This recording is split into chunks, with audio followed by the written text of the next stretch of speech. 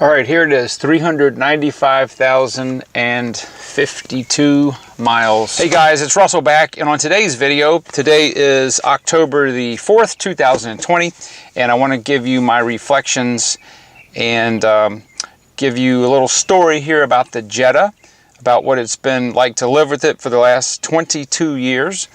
And yesterday and today and tomorrow are really kind of a bittersweet day. The Jetta is going to, and the Mercedes are going to a new owner. And this is not, you know, I've had this car for 22 years, and it's hard to actually really to let it go. But I am trying to move, and I'm not going to be able to take these two cars with me. So I have been trying to sell this for not too awfully long, but I have had about 10 people that wanted to buy the car over the past couple of months, and basically I wouldn't sell it to them. I wanted this car to go to somebody that, number one, is a VW enthusiast, number two, has some mechanical skills, and they're not afraid to get their hands dirty when something does break or go wrong with it, and really wants a nice classic A3 body style TDI, and not somebody that just wanted a car that gets 55 miles a gallon on the highway. So it took me a while, but I finally found somebody that I'm very confident, and I'm very happy that they're going to be taking the Jetta into the next 400,000 miles, hopefully. So yeah. I kind of don't know. It's kind of weird. You know, I don't really want to sell it, but I don't really have a choice right now in my life, and I want to make sure that the car is taken care of. So anyway, I wanted to kind of give you my thoughts about what it's been like, and just give you the backstory. I don't know if I've ever, you guys have watched a lot of videos, don't know if I've ever told the whole story of the Jetta, but in January 31st, 1998, I walked into one of my local Volkswagen dealerships with the intention of looking at a 98 Jetta Tdi. They had 3 of them on the lot. 2 of them were, let's see, there was a red one and I believe a green one. They had the GLS trim on it, which means they had the sunroof, the alloy wheels, and the power windows. And there was this white one, and I wanted one that did not have the GLS trim on it. I like manual windows, and didn't want a sunroof. So this is the one I bought. It had 50 miles on it. They gave it to me with a full tank of diesel. Back then, we had the wonderful high sulfur diesel fuel, and boy, you romped on a diesel back then, and it would put out a nice cloud of smoke. This one not so much, because it had a catalytic converter on it. But anyway, so I drove that car, and I'm going to tell you guys something. I've owned about 50 different vehicles in my life so far, and from the day that I got in this car to drive it home until yesterday, basically, was the last time I drove it. This car has put a smile on my face. It's just, I've never had a car that I enjoyed driving so much. Everything about this car appeals to me, from the firmness of the seat. The German seats are really firm. It kind of sits up a little higher than, say, a Civic or another subcompact car. I guess this was called subcompact back then, compact. It's just, the visibility is very good in here, and the way the German suspension is, it's just very pleasing to drive. And I oftentimes will just roll the window down and listen to the diesel engine as I drive. So, but yeah, this car has never failed to put a smile on my face when I'm driving it. And I have been in snowstorms. I've driven to Key West twice in it, and it's done phenomenal. It's been the best car I've ever owned. Not just because I like driving it, because it's been so reliable. When when I bought the car, I had the intention of going at least 500,000 miles on it myself. Now, I have no doubt that the next owner will be able to reach that milestone. The 500,000 mark on it is only 105,000 miles away, and I have full confidence that he'll be able to do that with the car. And so the first 2 oil changes I got, they were part of the Volkswagen little thing that you got back then when you bought the car, and I got those for free. And then after that, I started doing my own maintenance, my own oil changes, and that's when I swapped to the AMSOIL heavy duty diesel and marine oil, the 15W40, and I ran that several 100,000 miles. I ran it for about 20 years, and I switched over to the AMSOIL Series 3000 5W30 just to see if I could eke out a little bit more miles per gallon. And it's fun. It's a very, very robust oil. It's very good. I can't really, it does, maybe I get another mile a gallon difference, but it's an awesome oil, very good oil. I swapped the transmission and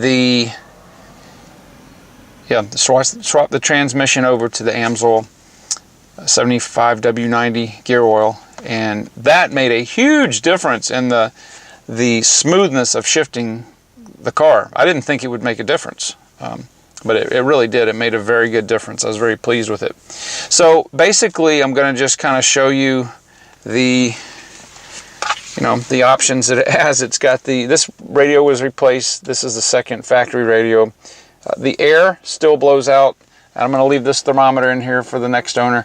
The air will blow out when you've got it on recirculate, and fan speed 1 or 2, it'll blow out 28 degrees out of the vent, and has done so its whole life. This is a replacement boot. The original boot was like a rubber type boot, which Volkswagen doesn't make anymore. I installed these Wetacoli seat covers on here, and these are phenomenal. The first 2 sets of seat covers I basically wore out. There was a company local here that they made them, and they had the giant VW logo on the back. So they Volkswagen, they got in trouble with Volkswagen for making them because they said they couldn't use their logo. But yeah, so one time the latch broke, and it's weird because Volkswagen could not get the original latch matched this. It was more of a brown. This is more of a tan, which it matches the interior panels and stuff, but that's been on there for like 20 years. Scan gauge, I put this scan gauge on here probably 18 years ago, and I have it set up right now to monitor things like RPM and water temperature, miles per gallon, things like that. Of course, it's got the crank windows. And you know what? I'm going to show you guys. I did not know this car had this. I've had this for this long. I did not know that there was a pop-out cup holder here. This has never been opened. I opened it yesterday. I was like, obviously I don't sit back here. The seats are absolutely pristine under here, as are the back. But I think I had the car for maybe, I don't know, 2 weeks before I got the first set of seat covers.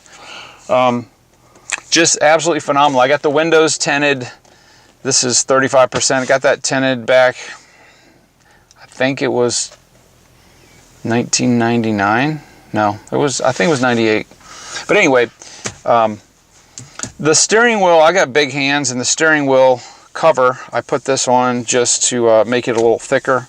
This is I guess the rubber steering wheel, and if you got the GLS, I believe you got a leather wrap steering wheel.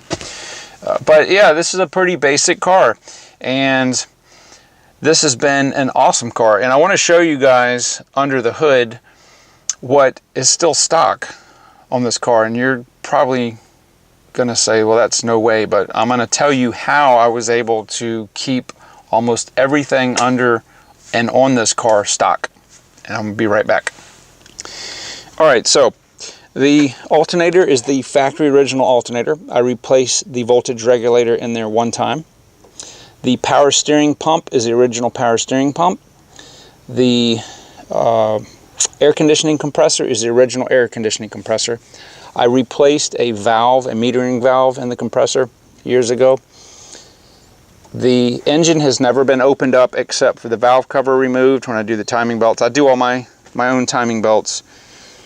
This engine has to be done every 60,000 miles. The engines after the A4 style in 99 and on could go 90,000 miles.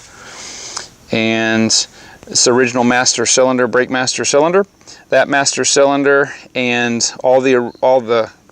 both calipers on the front, both wheel cylinders on the back, they're all original. They do not leak. The reason for that is because I flush the brake fluid once a year. I also do the same thing with the power steering once a year, which has allowed the power steering rack, which is original, to never ever leak, which is phenomenal. These, you just don't see a car that's this old and has this many miles that has a perfect power steering rack. I replaced the ball joints once and the outer tie rod ends once, only because the boots were torn on all of them, not because they were still stiff. They weren't worn at all. So that's been replaced. I've replaced the front struts and the back struts once, and I have a video on that. The battery, this takes a special, I think it's an 85 amp hour battery. They're kind of hard to find, but if you have one of these TDIs, they need an extra grunt to spin the starter over. I've replaced the starter a few times. This has got an actual new starter. It's not rebuilt. I've replaced both fans a couple of times. It's got the original radiator. I have replaced the hoses once and the thermostat. And I added this right here when I got the injection pump rebuilt. Now the story on this is, back at about 90,000 miles or so, somebody put gas in the car instead of diesel fuel and had it towed to the dealer, and it wasn't me. But they said, well, no, it's no problem. We'll drain the tank, we'll flush everything, change the filters, and it'll be fine. Well, mine was the first one that they had ever seen that it wouldn't make any pressure, so I had to get a rebuilt pump put on that. Now, when I was diagnosing the problem, if you go back and look at my videos, I had the car, it would not start. And it ended up being the timing gear that's on the right behind the harmonic balancer that was bad. But it was giving symptoms that the pump was bad, and the pump had almost 300,000 miles on it. So I sent the pump out to Triplet Diesel in Waco, Texas, and they're the official Bosch Volkswagen rebuilder for pumps. I believe they're the only one in the country that they're actually certified by Volkswagen to do that. And when they got the pump, the guy called me, and the actual builder that actually tore the pump apart, he said, "How many miles did you say this was on there?" And I said, "Well, almost 300,000. He said, "Are you sure?" I'm like, "Yeah, I've got records." He said, "There's absolutely no wear in this pump whatsoever." He said, "I also see that you're using some type of fuel additive, aren't you?" And I said, "Yeah, how do you know that?" And he says, "Well, the fuel additives will discolor some of the aluminum inside there. It's not a detriment to it, but it is a telltale sign." And he said, "What are you using?" And I told him, I said, "Well, most of its life it's had the Amsoil diesel fuel modifier in there. Every time I do a fill up, I will put 3 ounces of that in there and motor on." And he said, "Well," he goes, "these pumps usually last about 150,000 miles before the veins in them start to wear." He said, "That's just what happens." And he said he's never seen a pump that's got that many miles on it that had no wear at all. He said everything in there stock, but since he's already ripped the whole thing apart, he's going to go ahead and rebuild it, put new veins and all that in it. And he said, "Just keep doing what you're doing." And I asked him, I said, "What do you guys recommend? What do you guys use?" And he said, "Well, they use Standardine, but," he said, "if you're using the Amsoil and it's given," he said, "I've never heard of the diesel fuel modifier, but," he said, "keep doing what you're doing." So the new owner, of course, hopefully will continue to add 3 ounces of that to the tank when they fill up. And you know, back years ago when they took the sulfur down from, I don't know, it was like 300 parts per million down to what they've got now, ultra low sulfur fuel, that grenaded a lot of pumps. And clearly the additive that I've been putting in there has made up for the lubrication, because sulfur is a lubricant for pumps and the valve stem seals and stuff like that. It's got the original vacuum pump on it. It's got the clutch. I replaced the clutch a couple years ago with the factory dual mass flywheel clutch. It's got the original axles on it.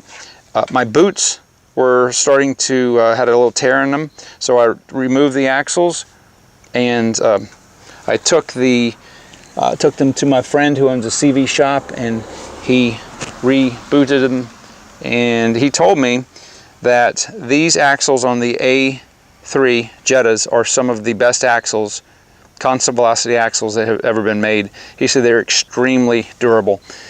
He also could tell that I didn't do a lot of slalom course driving and heavy foot acceleration, because he said there was almost no wear in them at all. So he just rebooted them, repacked them, and he said they'll probably last indefinitely as long as there's grease in them. The turbocharger is the second turbocharger that's been on this car. At about 60,000 miles, I had an oil leak that they found. I don't remember what they were doing, but they had the turbo was replaced under warranty. And what's funny is that the original turbo, you could feel it when it kicked in when you're driving. You could feel it spooling up, but you couldn't hear it. This turbo feels the exact same as the old turbo, but you can, if the windows are up and you don't have the radio on, you can hear a little bit of whistle. It's kind of nice if you're into that sort of thing. I'm trying to think of what else is of noteworthiness. You can go back and look at a lot of the different videos of different things I've done to it over the years. The tires that I used to use were the BF Goodrich Radial TA, Touring TA tires, which were phenomenal. I would get about 65,000 miles out of a set. They no longer make them, and I was getting them at Sam's, and they just didn't have them anymore, and so I had to switch to the Uniroyal Tiger Paw. These are really, really good tires. They're a little bit more expensive than the BF Goodrich's, but they're every bit as good. But those things were phenomenal value. I think they were only like $36 a piece or something crazy like that. I believe these are like 50 something.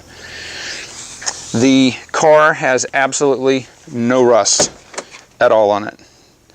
And I'm gonna let me open all the doors.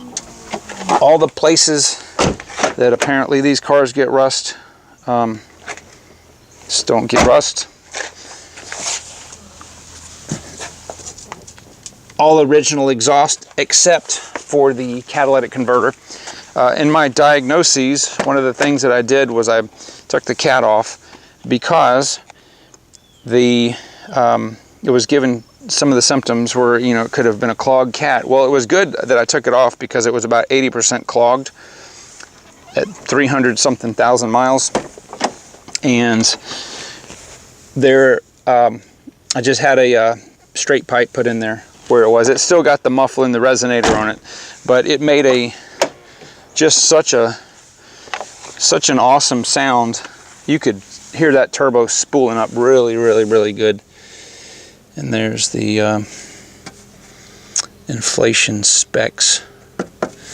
But it's got the original paint. The clear coat this year just started to slough off.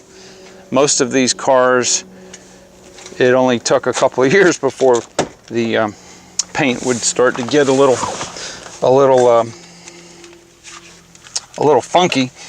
And I've only seen, I think, one other white TDI. Most of my seen are either green or red.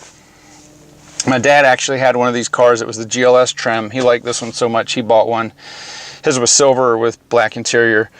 But yeah, the next owner is gonna have the car repainted, so it's gonna look really, really good. But for years and years, well, for the last 21 years, this car has been as shiny as a new one. And you guys can go back and look at a lot of my videos where I did detailing stuff, and it was very impressive how it looked. But yeah, it's this has been an awesome car. I am very fortunate that I bought it. I'm very glad I bought it.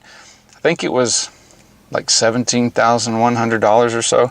I had the original window sticker, the original sales brochure, which I've given to the next owner, and of course all the paperwork and all that. But and the book. He wanted to make sure he got the book where I wrote every single fill up, everything that I've ever done to the car from day one to basically to the last time I got gas in it. I get about almost 600 miles out of a tank of fuel, and that's stop and go driving. So I don't really drive it on the highway anymore. Yeah, so yesterday I drove it, and that was the last time. And I told him, I said, well, obviously you own the car now. The transporter's coming to pick it up tomorrow, and so that was the last time I got to drive it, and it was nice. I enjoyed it. I'm going to be very sad to see the car go, but I am very, very happy that it's going to somebody that will take care of it, and hopefully have it go another, at least another 400,000 miles. I'd like to see him get to 700 or 800,000 with it. So yeah, if you go back on the channel and look, there's stuff like I rebuilt the shift box, not the transmission, but the actual shift box. I'm trying to think of what else I've done to it. That's pretty much it. The car is just, it's just taking normal maintenance. It's been the most reliable car I've ever done. And the key to these are making sure making sure you got your oil. Oh, one thing is I wanted to tell you guys that I dislike about the car is, and I'm going to show you guys, and shame on Volkswagen for this.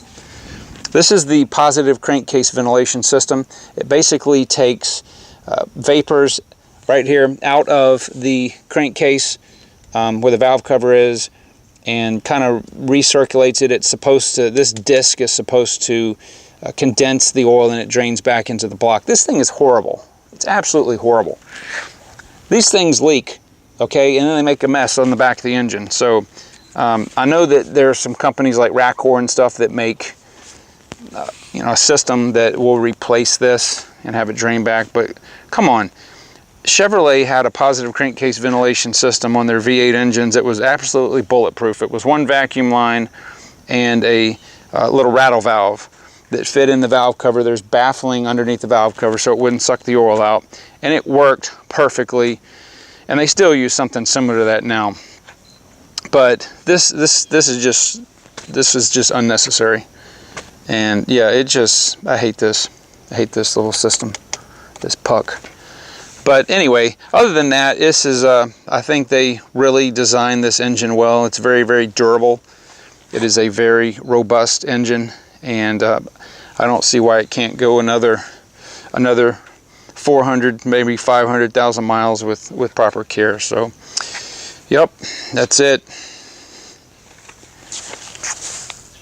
It's a classic A3. So anyway, I am going to go ahead and end this video here. I don't know what else to say. I am again, I'm very glad that the original the original stuff that I had I was able to give it to the owner, and yeah, hopefully he'll enjoy the car as much as I have for the next 20 years. And if you guys have any comments, if you got any stories, if you still have your Jetta Tdi or your Passat Tdi or one of those ones from the late 90s, write it down in the comments. I'd love to hear about it. If you got a good story about yours that you had or whatever, yeah, leave me a comment. But anyway, guys, thank you very much, and I will see you on the next video.